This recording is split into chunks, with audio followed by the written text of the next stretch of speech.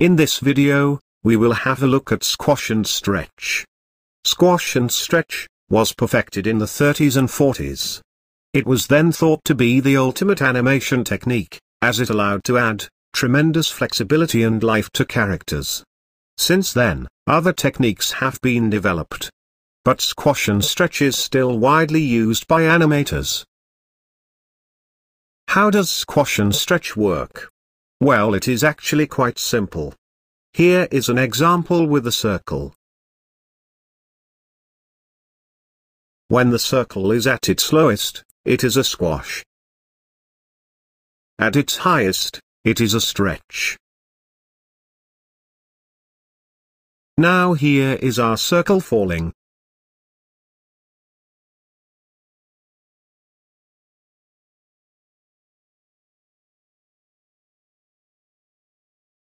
Now the same animation, but with squash and stretch.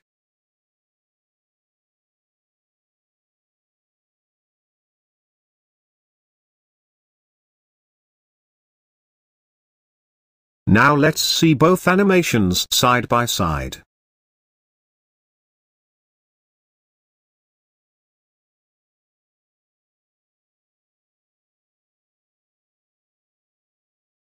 As you can see, squash and stretch makes this simple animation more flexible, more interesting.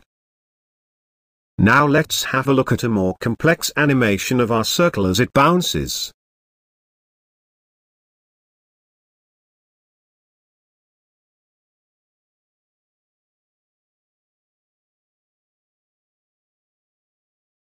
Now the same animation with squash and stretch.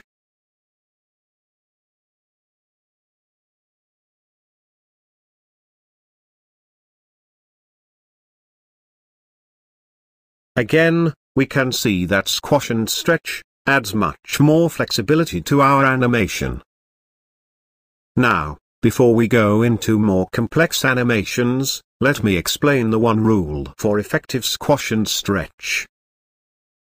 The rule is this: for effective squash and stretch, you need to maintain the volume of your character.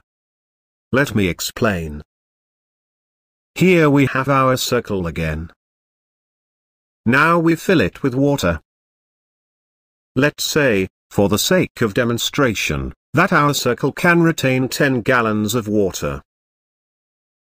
Now, if we were to squash it, the circle would still retain its 10 gallons of water.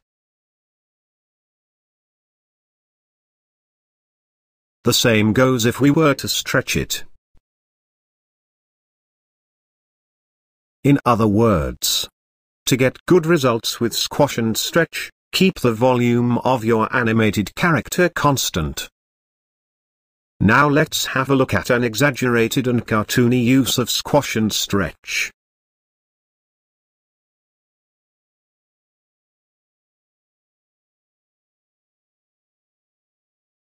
We have seen this type of animation for decades, and it's still fun to watch it. But squash and stretch can, and should be used for realistic animation as well. Let's have a look at a horse running.